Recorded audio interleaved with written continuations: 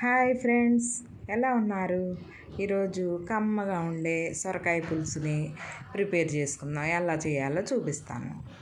ఒక సగం సొరకాయని తీసుకున్నానండి నేను.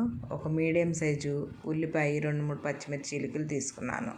స్టవ్ మీద గిన్నె పెట్టుకొని ఒక 3 స్పూన్లు ఆయిల్ వేసుకొని 1 స్పూను తిరగమాత దినుసులు వేసుకోండి. ఈ నూనె కాగిన తర్వాత ఆ తిరగమాత దినుసులు వేసుకొని 2 ఎండుమిర్చి చీలికలు కూడా వేయండి. వేసి ఒక మీడియం సైజు ఉల్లిపాయ కట్ చేసి పెట్టుకోండి. కొంచెం కరివేపాకు వేయండి. 3 పచ్చిమిర్చి చీలికలు ఈ ఉల్లిపాయలు వేసేసి కొంచెం వేగనివ్వండి. కొంచెం ఉల్లిపాయ ఉప్పు వేసుకుంటే వేగుద్దండి. 1 స్పూన్ ఉప్పు వేసుకుంటే చక్కగా మీడియంలో పెట్టుకొని వేపుకోండి ఉల్లిపాయని. కొంచెం సేపు మూత పెట్టి కొంచెం నిమ్మకాయ అంత చింతపండు కూడా నానబెట్టుకొని పులుసు తీసి పక్కన పెట్టుకోండి. సొరకాయ ఏమో బాగా పెద్దవి కాకుండా చిన్నవి కాకుండా మీడియం సైజులో కోసి పెట్టుకోండి. పులుసు కదండి, కొంచెం పెద్ద ముక్కలే కావాలి.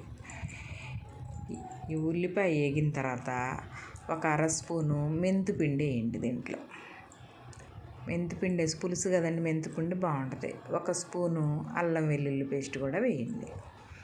వేసి ఆ పచ్చి వాసన పోయేదాకా కొంచెం బాగా మగ్గనివ్వండి. మనము కట్ చేసి పెట్టుకున్నాం కదండి 3 టమాటాలు సన్నగా కట్ చేసి పెట్టి అవి కూడా వేసేసి మగ్గనివ్వండి. ఈ టమాటాలు కూడా కొంచెం మగ్గితే మనం కోసి పెట్టుకున్న సొరకాయ ముక్కలు కూడా వేసి చక్కగా కలపండి, మిక్స్ చేసేయండి. మిక్స్ చేసుకుంటే దాంట్లో నీరు, సొరకాయలో నీరు వస్తుందండి, టమాటాల్లో నీరు చక్కగా మగ్గిపోతుంది. కొంచెం పసుపు వేసి మూత పెట్టి కొద్దిసేపు మగ్గనివ్వండి. చక్కగా మీడియం సైజులో పెట్టుకొని పెట్టుకుంటే నిదానంగా మగ్గుద్దండి. చూసారా, సొరకాయలో నీళ్ళన్నీ బయటకు వచ్చేస్తున్నాయి. చక్కగా ఒకసారి బాగా మిక్స్ చేసుకోండి. అడుగంటకుండా ఉంటుంది మిక్స్ చేస్తే. ఇప్పుడు ఉప్పు అడ్జస్ట్మెంట్ చూసుకోండి. చూసుకొని కొంచెం జీలకర్ర ధనియాల పొడి వేయండి దీంట్లో. దాన్ని కూడా మిక్స్ చేయండి. మిక్స్ చేసిన తర్వాత మనకి తగినంత కారం చూసుకొని వేసుకోండి. ఎంత కారం కావాలో అంత కారం వేసుకొని అది కూడా కొంచెం సేపు 2 నిమిషాలు మగ్గనివ్వండి.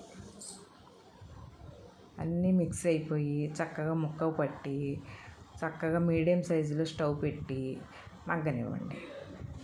2 నిమిషాలు మూత పెట్టండి.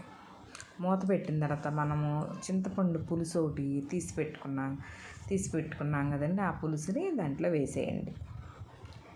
వేసేసిన తర్వాత 2 నిమిషాలు 3 నిమిషాలు ఉడికిన తర్వాత కొంచెం కొత్తిమీర వేసుకొని, కొంతమంది బెల్లం వేసుకుంటారండి, కొంతమంది వేసుకోరు. ఇష్టమైతే వేసుకోవటండి. చక్కగా కమ్మగా ఉండే సొరకాయ పులుసు రెడీ అయిపోయిందండి.